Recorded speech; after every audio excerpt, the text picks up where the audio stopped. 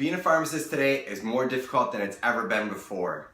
We are asked to do more, be more, and help more people with less help today.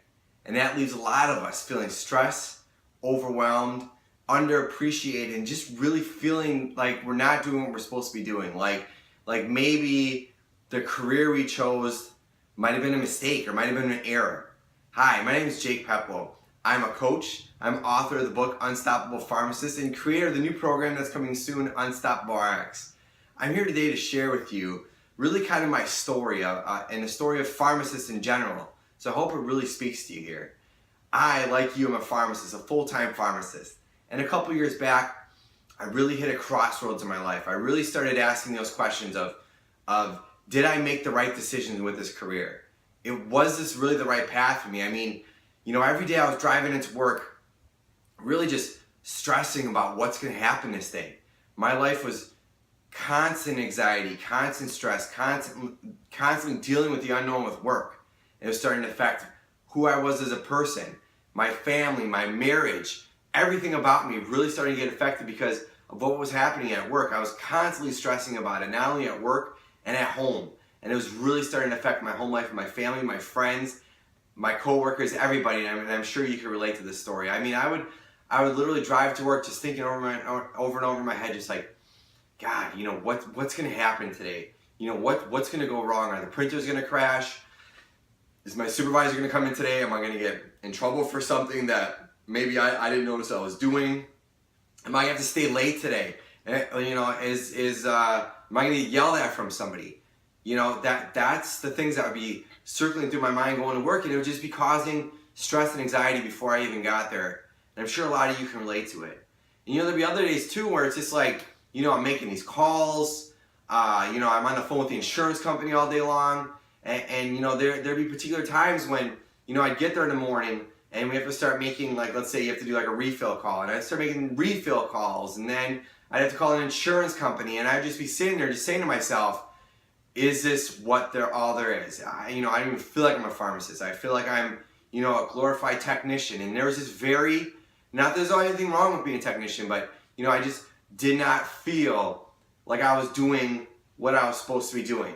And it really just kind of put me in a crossroads. It's like, what's the meaning of my career? What am I actually doing to help people? I got into pharmacy to help people, to make a difference, to help them with their medications, to live a better, fuller life.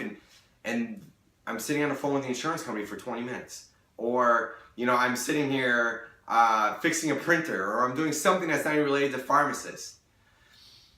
And I just did not feel that appreciation.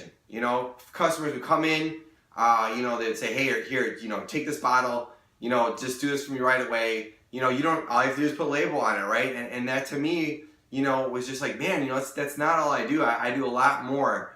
Or I'd get on the phone, somebody would come in, and they'd say, the doctor said they'd have this sent to me right now, and it's not here, what's going on? And so I'd rush, get it done for them, and they would say, well, it took you long enough. You know what I'm saying?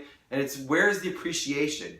I used to feel very little appreciation from who I worked for, too, my supervisors, my bosses. I just felt like they just kept dumping things on to me, and they didn't really understand the amount of work that we have to do.